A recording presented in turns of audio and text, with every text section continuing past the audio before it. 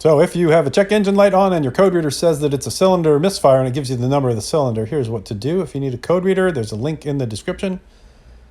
So how do you know which cylinder is number 4? Well, you could look up your engine model make on the internet and then put in the words firing order, or if you look in the book, if you have a repair manual, on mine, cylinder 4 is the back one by the driver. So on a Subaru, that's this back one back here.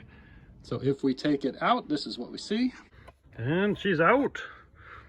Now on a spark plug, there is something called a spark plug gap. So for my non-turbo engine, it's a little over a millimeter, should be the gap. So if we look at the spark plug, this is cylinder 4, and you can see that's a huge gap, way more than a millimeter. And then I look at one of the other cylinders, and you can see the electrode has a little point on it, and it's a lot closer. So this one fires properly, but on this one, when I put the hammer down, the spark doesn't have enough time to jump across the gap, and it misfires. So that's definitely my problem. So replacing the spark plugs on this car would help. But the other thing that I always do when I replace the spark plugs that really makes a big difference is replace the spark plug wires as well. So that would be your first step, is look at the bad cylinder, see if the spark plug looks squirrely, and then if you have no money, just replace the one spark plug. If you have lots of money, replace all the spark plugs and also replace the wires.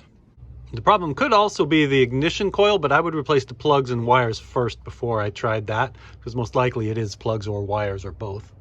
Now, if it isn't a problem with the spark plugs, then you're talking about some big money, and especially if you see oil on the inside here. Like, this is a pretty healthy color. If it's a nice kind of tan color, the spark plug is a nice kind of tan color, and it's dry like this one, then you know it's running properly and you don't have a problem where oil's getting into the cylinder, or there's a crack in the cylinder head, or coolant's getting in there. You know it's just a spark plug problem. But if there's crud and liquid and it just looks nasty, then you might have to rebuild the engine or replace the head.